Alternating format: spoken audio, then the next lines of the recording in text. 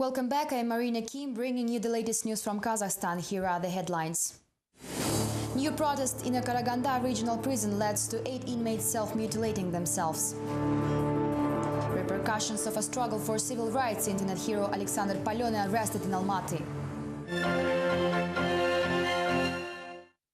On Monday, 8 inmates of a prison located in the Dalinka village of the Karaganda region conducted an act of self-mutilation.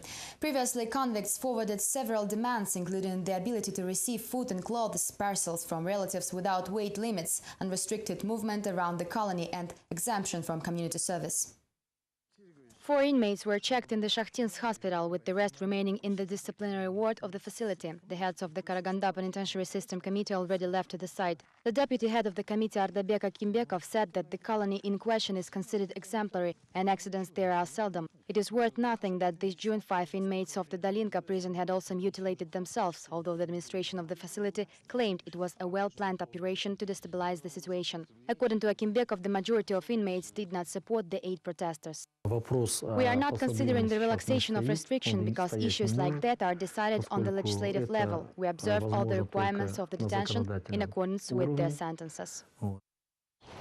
This was already the second case of self-mutilation in the Dalinka prison. This June, 5 convicts cut their stomachs open in protest of severe detention conditions. Similar actions were reported in 4 other prisons around the country, with the worst case in the Granitny village, where the authorities had to intervene the internal troops. Human rights defender Vadim Kuramshin claims the number of victims might be higher than officially reported. The situation would happen sooner or later. 8 people is just confirmed information, although I believe the number of victims is much higher.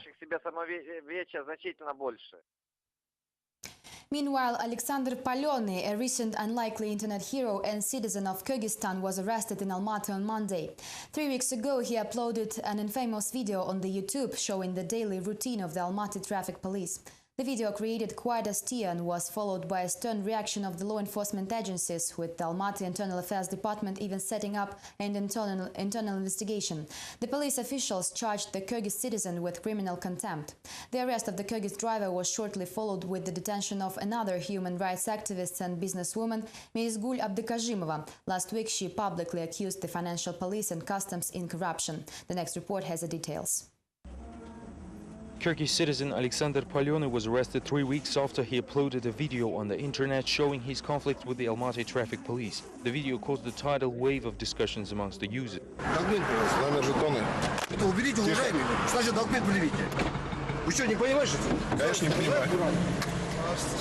Вы нападаете на мою машину. Закройте двери. Закройте двери. Nearly a month later, the author of the infamous video was arrested. Currently, Alexander Palyony is being charged with criminal contempt for the police, while the actions of the 2 officers on the video are under the official investigation, which will tell whether they acted in the proper manner. Kairat Nabayev, the head of the Kazakh Traffic Police Committee, commented on the scandal via webcam, saying only that the official investigation will produce all the answers. At the same time, Nabayev chose to avoid reporters' questions altogether. По поводу Паленова просто прокомментируйте ситуацию. Насколько правомерно были действия сотрудников?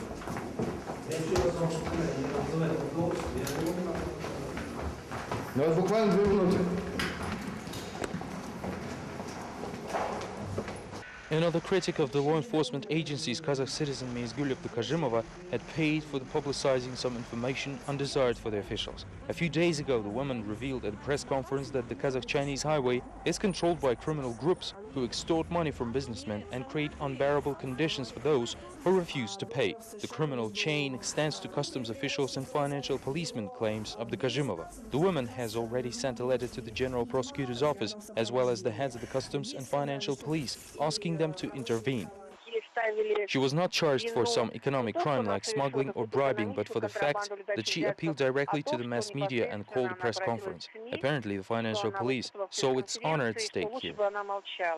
It is still unclear what price regular citizens will have to pay for placing the honor of the financial police at stake. What is clear is that the measures against the case participants have long since crossed the boundaries of the civil law. For now, though, the struggle for civil rights often ends up with detentions and arrests.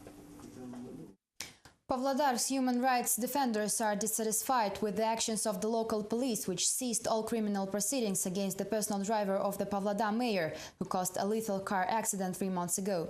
The quick resolution to the case gives local communities some grounds to talk about double standards within the law enforcement system of Kazakhstan. Pavlodar public is outraged. The driver of the city mayor Ivan Garder will not bear any criminal responsibility for the June's lethal car accident when he hit a pedestrian on a crossing. Human rights activist Yuri Pavlenko is now preparing letters to a number of organizations. Our public union and the entire community are very outraged about the situation, since a drunk driver has killed a man and will likely bear no responsibility whatsoever. It wouldn't surprise me if he still can drive. The regional DIA claims the law is not broken since the aggrieved party and the accused settled the issue peacefully. The criminal case against Mr. Garder in relation to a road accident that led to a person's death has been closed due to reconciliation of the parties. The fact that the driver was drunk, was driving at excessive speeds and hit the 27-year-old Farhad Kasimov, who was crossing the road at the green traffic signal, was rendered in the administrative proceedings. The maximum sentence for this crime is 3 years in prison. Members of the Pavlodar Human Rights Bureau point out obvious double standards, recalling the case against their boss, human rights activist Evgeny Zhovtis. Last year, he also hit and killed a person with his car, although unlike now, the pedestrian was drunk and traveling at night in the middle of the highway. Back then, the court dismissed the reconciliation of the parties and sentenced Zhovtis to 4 years in a penal colony. One of the key principles, which is all are equal under law, is not being observed. Of course, after citizens and civil society see situations like this, they gain dissatisfaction and distrust with the legal system and law enforcement agencies.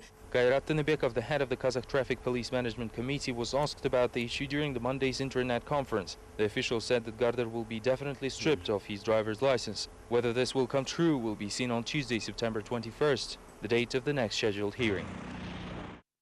This day 4 years ago was marred with the largest tragedy in the history of Karaganda mining industry, when the lives of 41 workers abruptly ended in a methane explosion in the Lenin mine. 374 people were 620 meters below the ground at the time of the accident. The 3-day regional mourning was announced in the area following the disaster, while 2 public organizations were created as its direct result, namely the Miners' Family Association and OAKIT movement. Karaganda setback miners announced the creation of the new organization OAKIT, translated as Time. For more than 10 years, workers injured in the mines of ArcelorMittal Temirtau cannot claim their payments. These setback miners did everything, participated in rallies, wrote letters, traveled to the capital, and they were even promised help. In the end, though, all their actions were in vain. The injury compensations are calculated with the numbers from 1995. The prices and the salaries continuously grow, but this doesn't reflect in the amount of setback payments. Disabled miners receive from $70 to $140 per month. The financial control agency that works under the finance ministry for some reason made a conclusion that we will be a burden for the employer and to the state budget. Unfortunately, time doesn't heal all wounds, says public activist Natalia Tamilova, who spends the 4th anniversary of an explosion at the Lenin mine at the cemetery together with other widows. The tragedy on September 20, 2006 killed 41 people. This is when the Miners' Family Association was created. 4 years later, the public activist recalls that the company never attempted to save the miners trapped underground. I call this monument not only a memorial for the dead miners, but also to the human greed, because the rescue operations could have started 2 days earlier. The setback miners are planning to help all those who were injured at the mines of ArcelorMittal Temirtau. The public activists have already expressed their discontent to the government of the country that is unable to protect its citizens.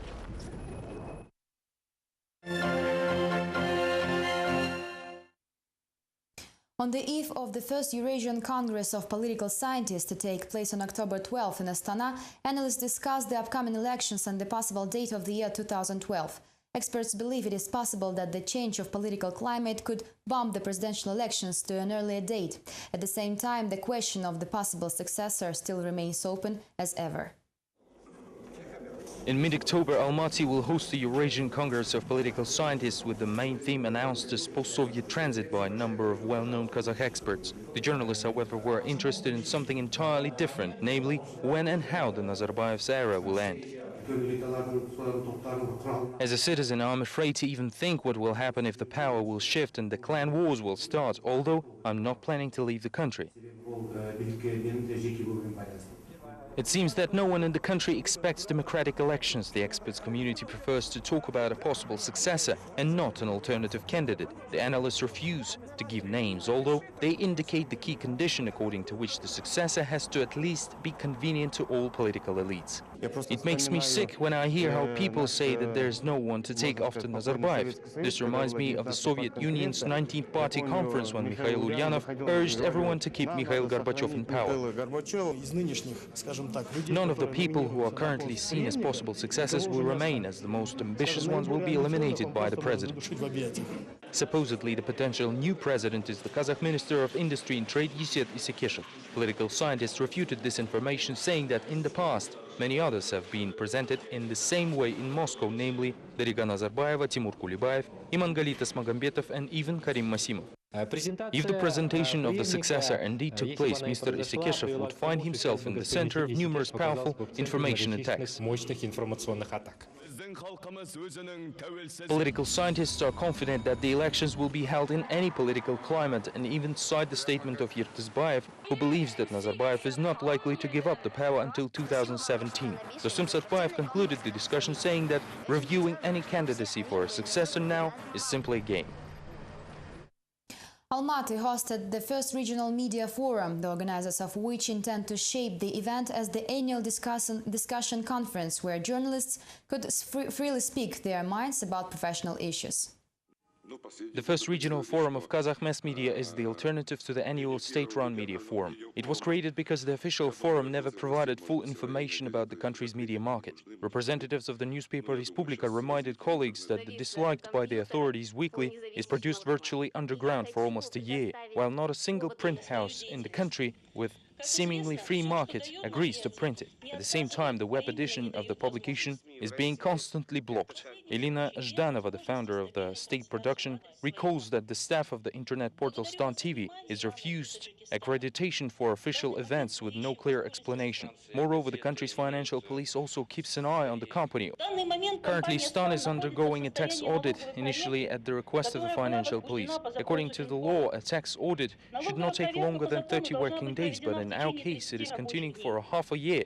It was launched on April 29th, and it is still not clear when it will be over. Just so you understand what sort of audit this is, I'll tell you that apart from thorough examination of all financial and human resource documents, tax inspections are very interested in learning who and how edits and produces Stan's materials. Journalists and editors had only one day to discuss numerous problems accumulated recently. For instance, editors said that due to materials commissioned by the state and published in the press, the audience loses all interest in the media. Also, looking for profits, many outlets choose the beaten path, choosing money over everything else. We know an example of one regional station that declined a state order. 2 years ago, the state commissioned it to cover agriculture issues. This even included a calculation system, where the station had to allocate 180 hours of airtime to the agriculture programming. This is the reverse side of the state orders. The MP Murat Abdenov, who was also present at the forum, said that the key goal of materials paid by the state is to inform the population of the new government initiatives. Apparently, the real problem is the self-censorship of some reporters, believes the parliamentarian. I've dealt with the state commissions before. There's always a media plan and specific theme. Most of the time, these themes are transparent and there is no need for censorship, except for perhaps some self-censorship, a desire to please the commission.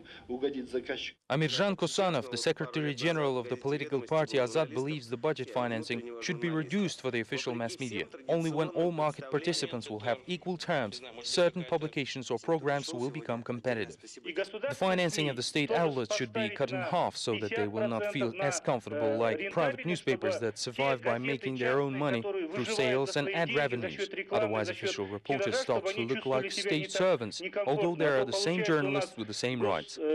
The forum organizers see the event as a success, as they have achieved their main goal, to give representatives of media structures some discussion ground. The long-standing issues have been voiced, and now the mass media workers hope that the authorities will no longer avoid the real problems of the mass media, which they often cause, and take some action to improve the real freedom of speech in Kazakhstan.